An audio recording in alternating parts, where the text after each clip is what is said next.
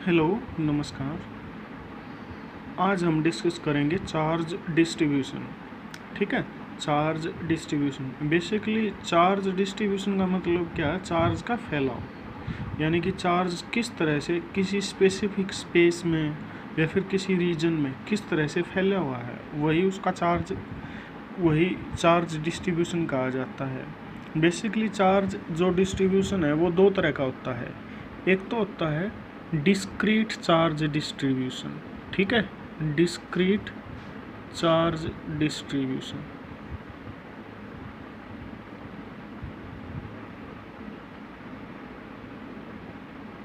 ठीक, discrete charge distribution.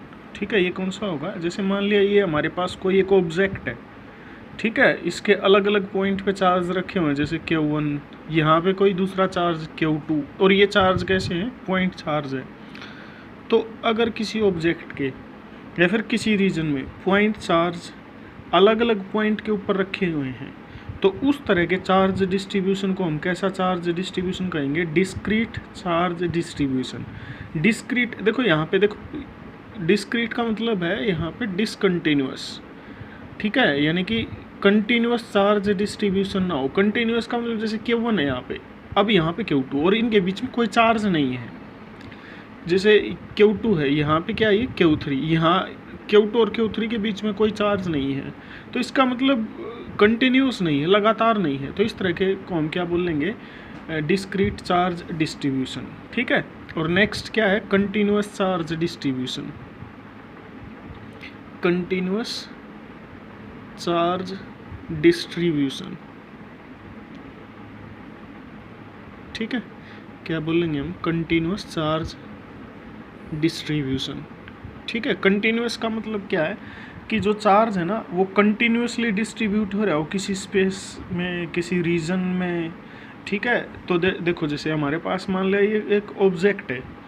ठीक है, यानी कि अब मान लिया इसकी सरफेस पे जैसे ये लगातार कंटिन्यूअसली चार्ज डिस्ट्रीब्यूट हो रहा है, तो इसे हम क्या कहेंगे? Continuous charge distribution. ठीक है, ओके। अब क्या है जो कंटिन्यूअस चार्ज डिस्ट्रीब्यूशन है?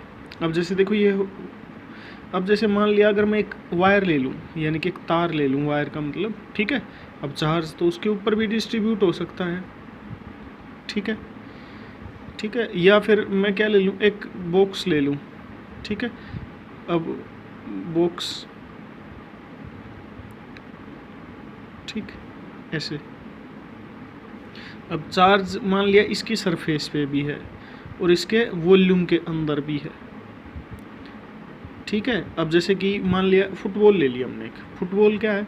बेसिकली फुटबॉल अंदर से क्या होती है? खाली एयर होती है। यानी कि मान लिया एक फुटबॉल हमारे पास अंदर से एयर होती है, तो जो मटेरियल है, यानी कि जैसे लेदर की बन रही है, तो मटेरियल सिर्फ कहाँ पे? सरफेस पे। तो जो मैटर का डिस्ट्रीब्यूशन, यानी कि जो मैटर फैलाव हो रहा है, मैटर का मतलब जैसे लेदर से बन रही है ना, तो वो सरफेस के अलोंग है। ठीक है, अगर हम क्या ले लें? एक लड्डू ले लें या फिर एक रसगुल्ला ले लें। ठीक है, अब रसगुल्ला जिस चीज़ का बना हुआ है, जैसे पनीर का बना हुआ है।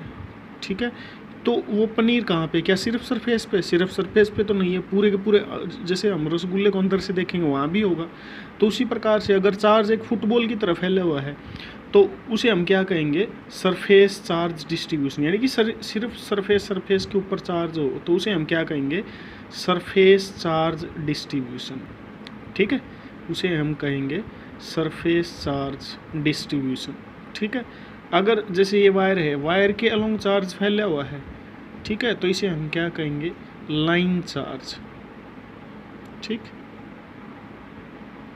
और अगर ऐसे यानी कि सरफेस के ऊपर भी है और वॉल्यूम के अंदर भी है, तो ऐसे चार्ज डिस्ट्रीब्यूशन को हम क्या कहेंगे? Volume charge distribution.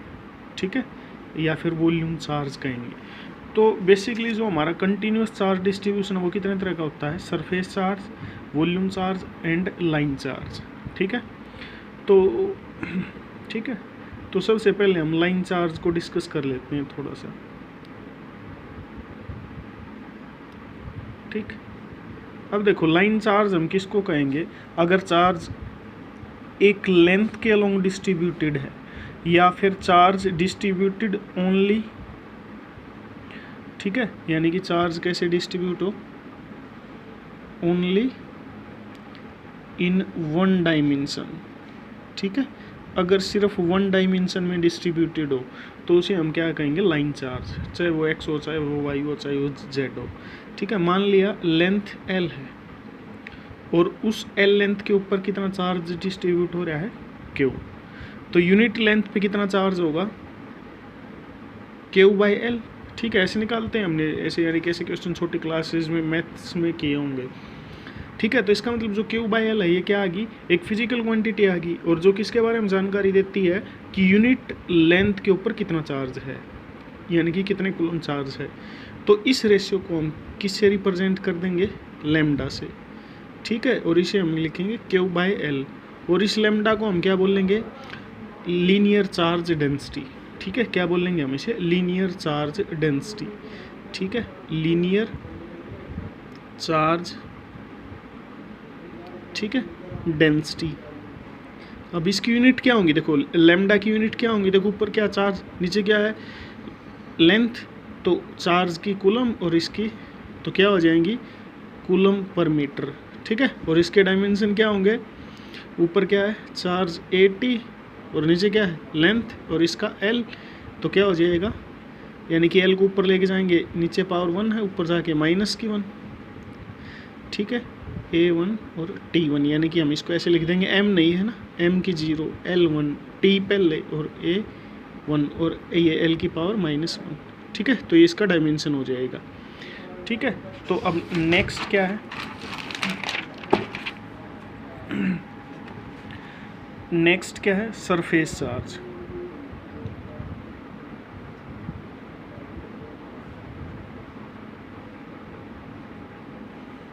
ठीक। सरफेस चार्ज क्या है, अगर चार्ज कैसे डिस्ट्रीब्यूटेड हो, एक सरफेस के लोंग, ठीक है। इस सरफेस के लोंग मतलब जैसे कोई भी एक सरफेस है, जैसे ये पेज है, इसके अलोंग डिस्ट्रीब्यूटेड हो, जैसे ये पेज हमारा कॉपी का, ठीक है, इस पे डिस्ट्रीब्यूटेड हो ऐसे।